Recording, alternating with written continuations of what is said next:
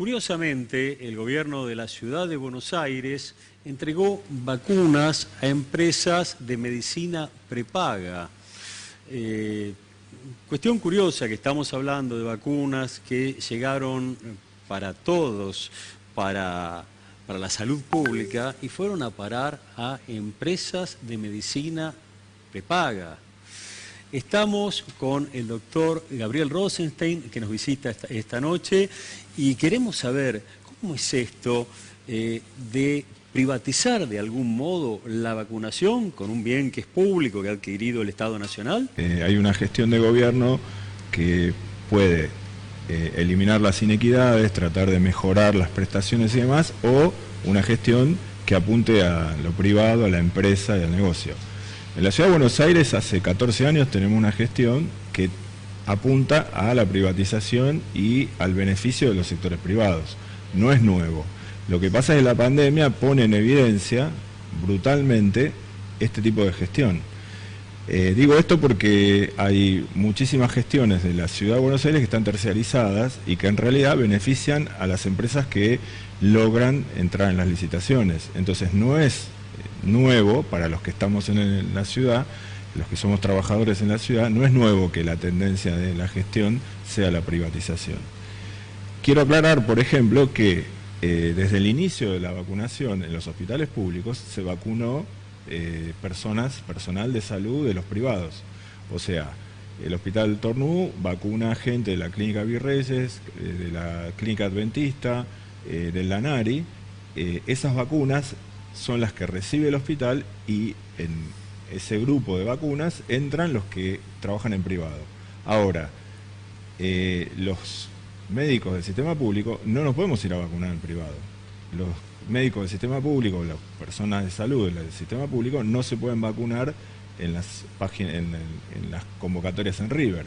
Entonces, no solamente se privatiza con los mayores de 80, ya se viene privatizando desde antes. ¿Está inmunizado, ya se ha vacunado todos los trabajadores de los hospitales, todos los trabajadores de la salud pública en la ciudad, o todavía hay una larga lista por vacunarse? No, hay una larga lista. Nosotros desde la Asamblea Permanente por el Derecho a la Salud de la ciudad hemos mandado una carta al Defensor del Pueblo planteándole en cuáles efectores públicos todavía no se terminó de vacunar.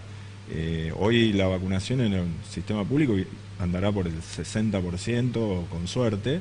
De hecho, ayer estuvieron citados los compañeros del Centro de Salud Mental número 1 en el Pirobano, y al ir a vacunarse, inclusive teniendo turnos y estando la lista y demás, el director les dijo que no los podía vacunar porque esas vacunas se habían usado para personal privado del Instituto Cardiovascular de Buenos Aires. O sea, falta gente, pero aparte de que falta gente en el sistema público sigue vacunando personal del privado.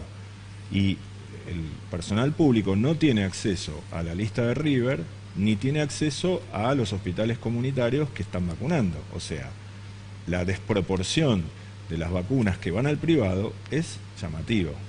Obviamente cada distrito tiene la autonomía de tomar la decisión de cómo organiza su plan de vacunación.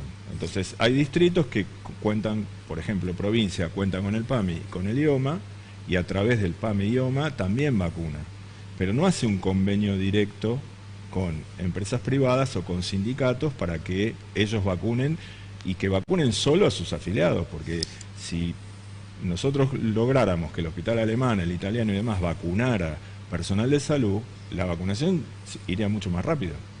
O sea, quiere decir que esa decisión no es que depende de la dirección del hospital, sino es una orden que viene de arriba del ministro Quirós, podemos decir. No sé si exactamente del ministro Quirós, pero lo real es que esta es una decisión del gobierno de la Ciudad de Buenos Aires. ¿Dan listas de vacunados esas instituciones privadas? Bueno, en principio existe el mecanismo de trazabilidad que se usa, por ejemplo, con las prótesis en el sistema público. Las prótesis traumatológicas tienen un código y ese código se va anotando en relación a qué pacientes la usaron. O sea, hay posibilidades de trazabilidad.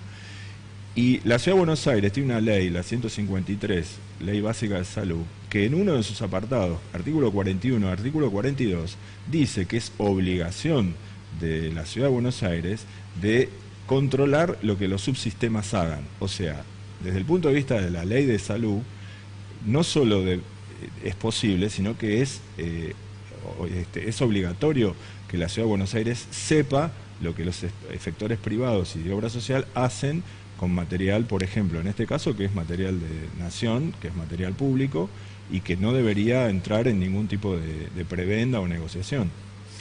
Vos mencionás la ley, la legislación. Sabemos que la abogada Natalia Di Salvo presentó una denuncia penal contra el jefe de gobierno Horacio Rodríguez Larreta y el ministro Quirós por un delito previsto en el artículo 248 del Código Penal por privatización del acceso a la vacunación. ¿Qué nos podés decir de esto? Bueno, justamente, este es un aspecto que tiene que ver con qué hacen los subsectores del sistema de salud con material provisto gratis por el gobierno nacional. O sea, acá estamos hablando de insumos que el gobierno nacional delega en los distritos para que los distritos los usen. Es obligación de la ciudad controlar lo que se hace en los sistemas privados y de obras sociales. ¿Y hay una estimación del tiempo que falta para que todas las trabajadoras y trabajadores de la salud pública estén vacunados en la ciudad? Bueno, en principio depende mucho de cada lugar, porque, insisto en esto, hay hospitales que están vacunando. El Hospital Durán está vacunando una cantidad de entidades privadas, a su vez que por el área programática le corresponde vacunar al Hospital Odontológico Dueñas, al Hospital de Quemados, al Pasteur. Entonces, depende de la provisión que lleguen a los hospitales, hay capacidad de terminar de vacunar a los que faltan. Los hospitales depende de la capacidad de cada uno. Hay hospitales que están vacunando 150 personas por día y hay otros hospitales que están vacunando 30 o 40. Entonces son dos cosas. Primero, la cantidad de dosis que lleguen y segundo, la capacidad de cada hospital. Pero lo real es, si llegan vacunas y esas vacunas se utilizan para otros sectores, los subsectores de privados o el subsector de obra social, se le resta al sistema público. Pero a su vez se le resta más cuando el sistema público vacuna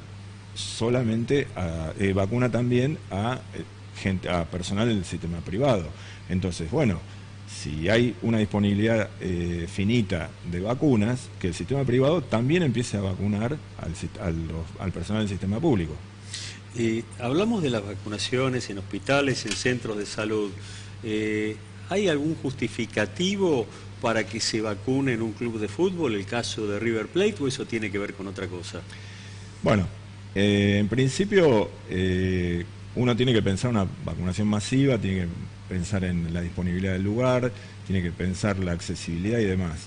Entonces, sin lugar a dudas que no está mal, en todo caso, buscar esos espacios. Pero el problema es cuando esos espacios no cumplen con los requisitos. Por ejemplo, en el Parque Roca o en la misma cancha de River, no hay un dispositivo preparado porque ha habido algún caso de desmayo y lo demás, que no hay médico o no hay una ambulancia o no hay recursos para recuperar a la gente que tenga alguna afección.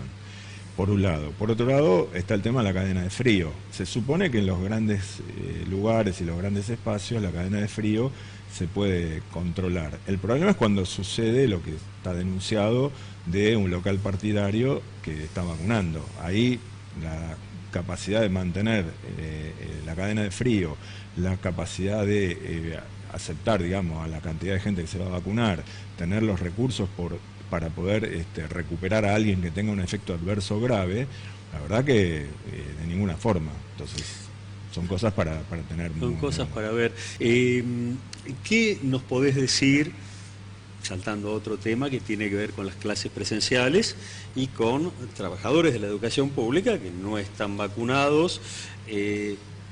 Se viene de acá progresivamente hasta el día 22 de marzo, cuando empiecen las clases en terciarios, escuelas de adultos y demás, va a estar la educación a full, 1,5 millones de personas utilizando el transporte público y, como decimos, muchísimas de esas personas, la mayoría probablemente, que no va a estar vacunada, que no va a estar inmunizada. ¿Qué opinión te merece esto? La verdad que es más indignación. Indignación porque la Ciudad de Buenos Aires decidió no seguir testeando al personal de salud porque la circulación viral es muy alta y no es significativo en los resultados que se obtienen, pero está testeando a los maestros. Entonces, ¿por qué hay un criterio para hacer una cosa y hay otro criterio para hacer otra? Primera cuestión. Segunda cuestión, la definición de caso estrecho es una persona que estuvo en contacto más de 15 minutos en un lugar cerrado. Bien, en las escuelas los niños están más de 15 minutos, están en un lugar cerrado, aún con todo el protocolo y el cuidado, estamos exponiendo a que algún caso asintomático o algún caso sintomático leve pueda contagiar a otros, que a su vez, teniendo docentes que atienden esa burbuja, pero atienden otra burbuja, puede trasladar el virus de una a otra. Entonces, vacunar a los docentes es de alto impacto epidemiológico. ¿Por qué? Porque vacunando a los docentes uno podría evitar la posibilidad de que haya contagio en los espacios cerrados, que a su vez generen más contactos estrechos. Entonces, es estratégico. El problema es que una cosa es tomar decisiones del nivel de la doctora Carla Bisotti, que es directora de inmunizaciones echada por el macrismo, por el doctor Lemus, reconocida internacionalmente, o tomarla por un ministro de salud que es candidato a una lista de legisladores o de diputados. La decisión epidemiológica obviamente es otra y no tiene, es un sinsentido no vacunar a los docentes en esta situación. ¿Por qué? Porque la población que va a ir al colegio es población que obligatoriamente tiene que ir a ese lugar y es una aglomeración.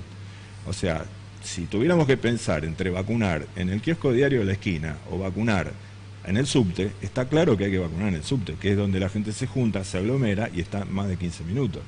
Entonces, no entiendo realmente, me indigna como médico, me indigna como médico común, pero con algún grado de sentido común, ¿por qué no vacunar a los docentes? Podemos discutir un montón de cosas, pero en salud hay que hacer las cosas con impacto. Y esto, en salud pública, es lo que se dice la eficiencia. La eficiencia es con la menor cantidad de recursos la menor cantidad de recursos obtener el mejor resultado. Bien, en 204 kilómetros que tiene la Ciudad de Buenos Aires, con 34 hospitales, 47 centros de salud, tenemos 1.900 muertos por millón de habitantes, una de las tasas más altas del país, aún con todos estos recursos. Con lo cual, esto es ineficiente. Testear docentes, testear viajeros, pero no vacunar a los docentes que están en lugares cerrados, con aglomeración y con niños que inclusive pueden transmitir asintomáticamente el virus, es una barbaridad. A lo que hay que agregar que hay docentes que trabajan en 1, 2, 3 escuelas. Bueno, esto es lo que nosotros vimos en el sistema público. Claro. Con sueldos muy baratos, la mayoría del personal del sistema público trabaja en varios lugares. Entonces hemos visto durante la pandemia cómo agentes que trabajan en un lugar trasladan el virus de ese lugar a otro. Justamente esto fue una de las cosas más significativas que aprendimos con la pandemia. El pluriempleo, ¿sí?, el traslado, son los momentos de mayor riesgo. Digo, obviamente el mayor riesgo es el paciente sintomático que no se queda en su casa, que no se aísle, que no cumple con estas medidas. Pero el pluriempleo, el traslado y digamos, la inserción laboral con estas características es una de las cosas más graves y que más han contribuido a la pandemia. Estamos hablando de un cóctel explosivo prácticamente. Sí. Inclusive, agregaría que cuando se hacen comparaciones, cuando se compara lo que pasa en Estados Unidos, lo que pasa en Francia, a ver, también hay que tener en cuenta la variable de si en Estados Unidos tienen la misma infraestructura, si todos trabajan en varios lugares, si ganan lo que ganan y trabajan la cantidad de horas que se trabajan acá. Esas variables, ninguno de los epidemiólogos del establishment las tiene en cuenta. Entonces compara la comarca de Plymouth en Estados Unidos con las escuelas de Barracas, y no es lo mismo. Sí, clarísimo, Gabriel. Te agradecemos muchísimo tu presencia en el programa y te vamos a seguir convocando, por supuesto.